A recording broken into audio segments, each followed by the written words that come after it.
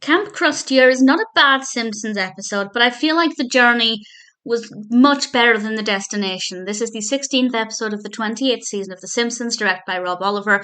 And at the beginning, Lisa and Bart come back from Kamp Krusty, and they're acting quite peculiarly, as if they've seen something or as if something has happened, but we don't quite know what that is. And this mystery increases as the episode develops. And I won't say, of course, what happened, but I feel like it wasn't worth the suspense. I didn't find it to be that fascinating, but the journey to get there was not too bad.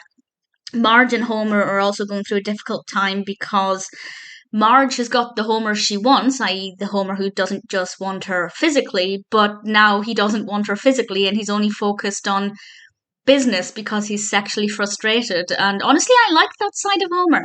It was quite interesting to see, and he had a nice conversation, brief, but nice conversation with Smithers, and I had a lot of fun with Homer's story with this one. Bart was okay. He put on a performance of pretending to have PTSD. Obviously, that's not something you should joke about, but Bart realised that actually things were a little bit deeper for him than he realised. So it's not a bad episode.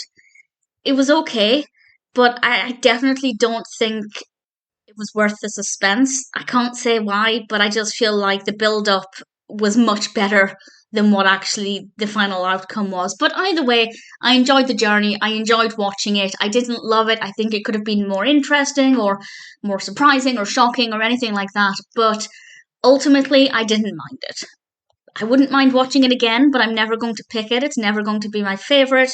But apart from being somewhat dissatisfied with how the narrative concluded, I didn't mind watching it. So it's worth watching, I'd say, at least once. But beyond that, I will probably watch it again if I'm watching season 28. But it's never going to be a go to episode for me.